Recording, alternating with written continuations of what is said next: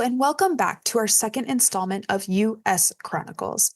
My name is Lauren Goodwin, and I am the Chief Market Strategist at New York Life Investments.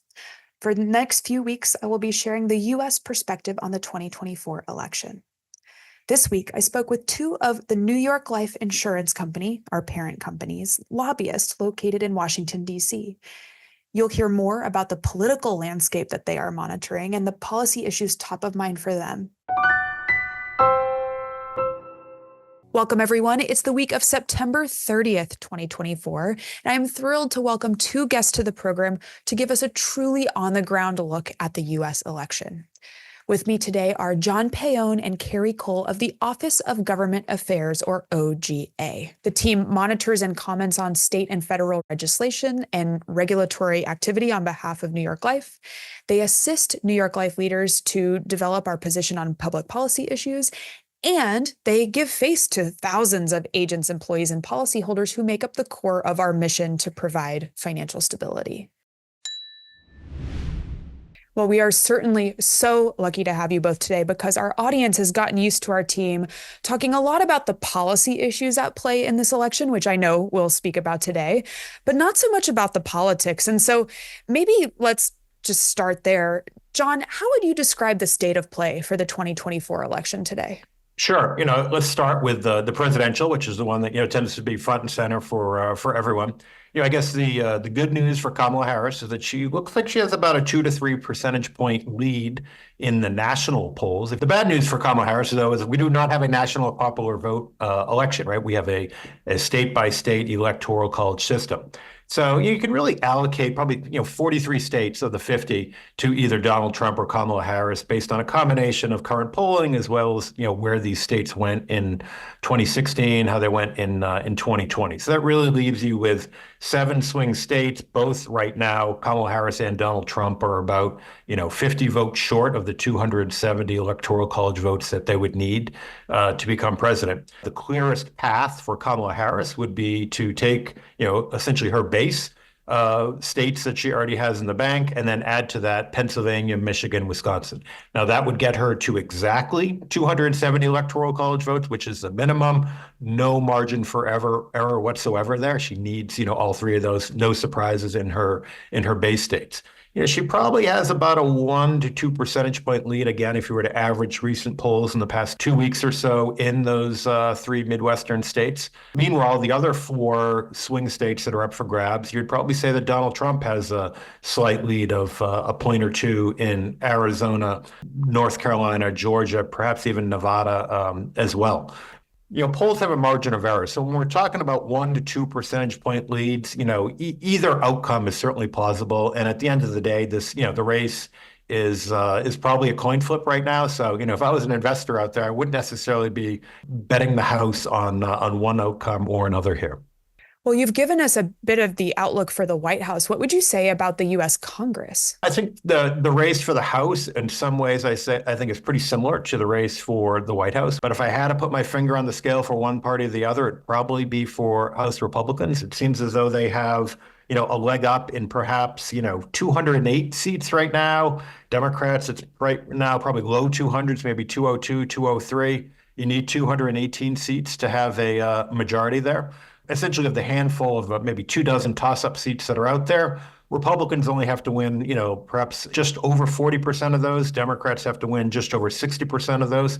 It's doable for either party, but you'd rather be sitting where Republicans are today than with the Democrats. Now, in the Senate, that's really the one place where I think we have some clarity. It really looks as though Republicans are going to win back control of the U.S. Senate. There's really no Republican senators right now that look as though they are in danger of losing their races. So, I would put Republicans at, highly likely to have 51 seats, perhaps could go as high even as 53 seats in the Senate. Okay, so it's really, in many ways, too close to call in terms of what the government will look like or the governing structure of the U.S. will look like here in just a couple of months. I don't think we're going to have any more clarity over the next, 40 days between now and Election Day than what we have now. The debate was a potential significant inflection point. I don't think we've had significant changes in the polling. It does seem as though Vice President Harris has ticked up perhaps a point or two, but it doesn't seem as though the debate, resulted in Kamala Harris converting Donald Trump supporters into supporting her or vice versa. But perhaps she made, marginal inroads with some undecided voters. I think we should also prepare for the possibility of not just an election day, but really an election week, right? If you recall, going back to 2020, we really didn't have clarity on the outcome of the race because of the counting of mail-in ballots until really the Saturday after Election Day. And I would expect we run into a similar situation this year. Many of those states that have mail-in ballots have similar rules on the books now as they had in 2020, which essentially result in the mail-in ballots not being counted until after the polls close on Election Day. And in some cases, that can be somewhat of a manual process to just verify the authenticity of the ballots. That, combined with the super close margins that we see right now in the swing states, means it could take a few days before we find out the outcome after Election Day. Kerry, I'd love to bring you into the conversation and see if you have anything to add to what John just said. What I'm really watching for as well is sort of that margin in each, the House and Senate, because in addition to who's in control, the margin is really going to determine what can actually get done at the end of the day. One of the things we've been speaking a lot to our audience about is the difference between a divided government and a unified government. A unified government, of course, meaning that one party has control of the White House and both chambers of Congress. What are the implications of those different outcomes, regardless of who's in charge? Sure. When you have a unified government, the scope of change tends to be larger. The pace of change tends to be faster. When you have divided government, the scope tends to be more moderate in nature because it ends up being essentially almost like a negotiated settlement between Democrats and Republicans. We'll do some trading. We'll give you one of your priorities if you give us one of your priorities. And the pace of change in divided government also tends to be slow. So take, for example, tax reform, which we expect to come up next year. If you have unified government, you could see a tax bill perhaps in the first half of 2025 using the reconciliation process. If you don't have unified government and still some form of divided government, I would assume that Congress, as they're wont to do, they wait until, really the expiration of TCJA is just about upon them at the very end of 2025 and come to some kind of negotiated deal. And maybe that's not even a long-term deal. Maybe that's just a short-term deal of kicking the ball down the road and negotiating again later. For our listeners who may not be aware, John mentions the TCJA. That's the 2017 Tax Cuts and Jobs Act. One thing that's also, interesting about just the concept of divided government versus unified government is that really for the last couple decades, whenever a new president has come into office, they have come into office with a unified Congress of their party. We're accustomed to new presidents coming in and at least having a 2-year run where they can really make a lot of progress in enacting their agenda. But we very well could have a situation where where at least one chamber of Congress is not controlled by the party of the president. For our investor audience, we've been speaking quite a bit lately about some of the policy areas that may very well be impacted. We've seen, just to give an example, the Federal Reserve voting members with a really wide range of growth and inflation and interest rate expectations over the next 6 to 12 months. That makes a lot of sense to me if you don't know how much spending or fiscal deficit might be coming down the line. So really quite a bit of real economic policy at stake. And Kerry, I'd like to pick your brain about this a little bit, shifting towards more of the conversation about policy.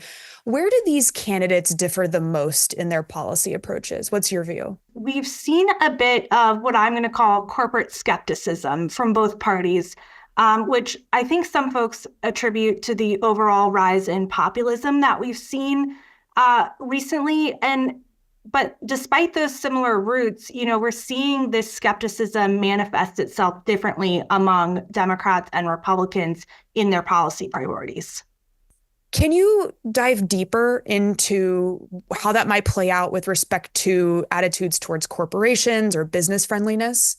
Yeah, so if you look at the Democratic platform, there's been this focus on pushing back against corporate greed and price gouging. And this is being framed as sort of a way to fight inflation.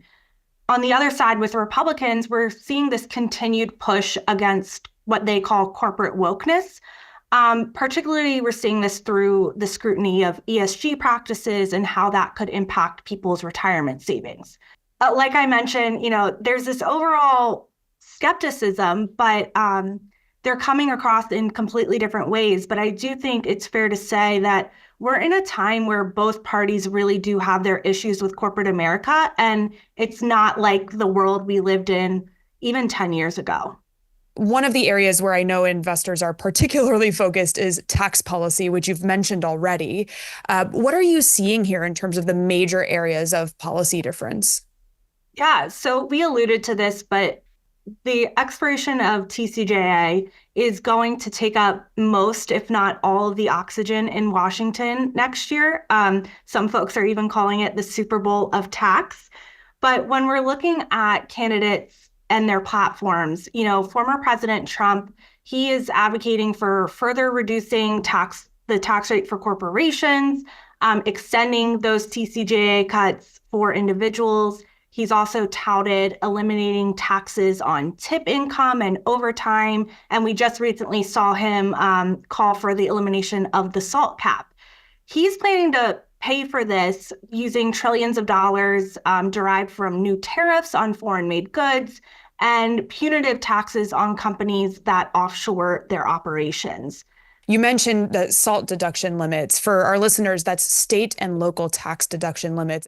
For Vice President Harris, we've seen her sort of endorse President Biden's plans to raise taxes on corporations, increase income taxes on Americans earning more than $400,000 a year, and apply sort of a wide range of new wealth taxes on millionaires and billionaires. She's also looking to provide new tax breaks for small businesses and first-time home buyers. But I would caution that in either instance, most candidates' wish lists are ultimately going to be determined by the congressional decision makers at the end of the day. How likely do you think it is that SALT deduction limits might be impacted by the tax debates in 2025?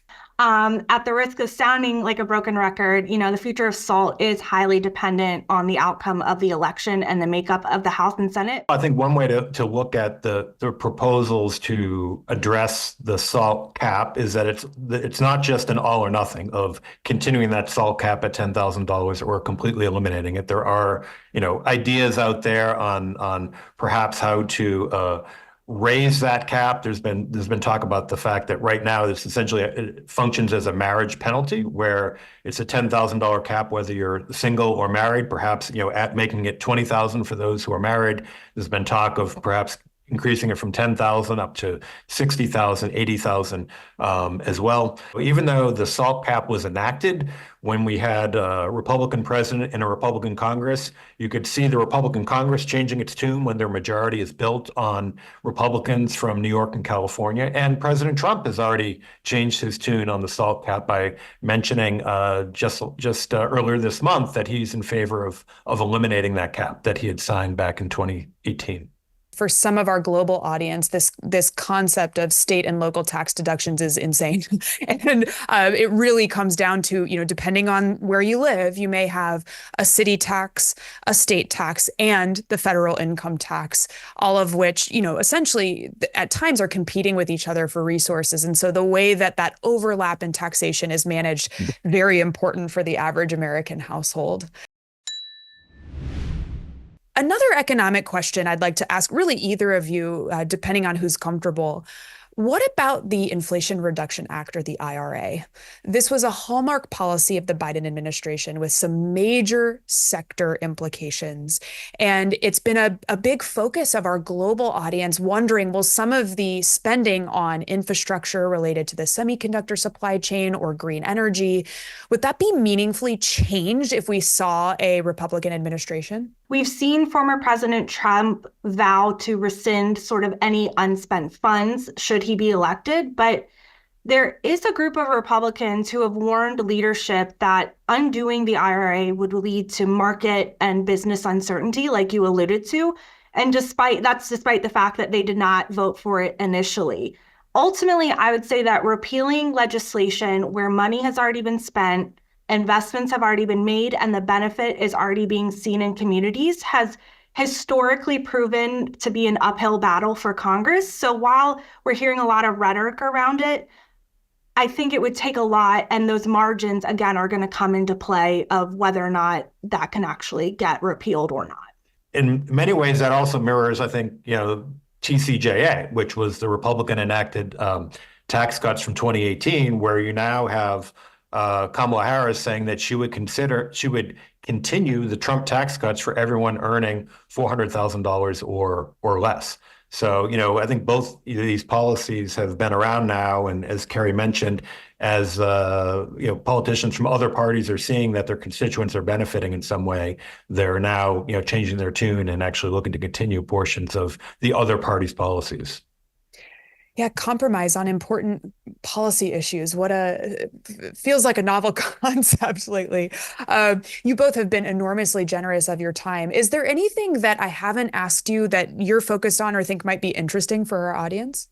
For the investor community, as they're looking at the platforms of the presidential candidates and considering what that might mean for investment opportunities in the future, is just keeping in mind the high likelihood that we have some sort of divided government. And that just because we have an election where, Donald Trump wins or Kamala Harris wins, it does not mean that the policies that they're talking about on the campaign trail are going to be enacted simply because they're elected, and that Congress is going to want to have a big say. And particularly if there's a chamber controlled by the other party, it's going to have to be a negotiation as to what moves forward there. Well, thank you both so much for taking the time to join us. Really appreciate your time and insight.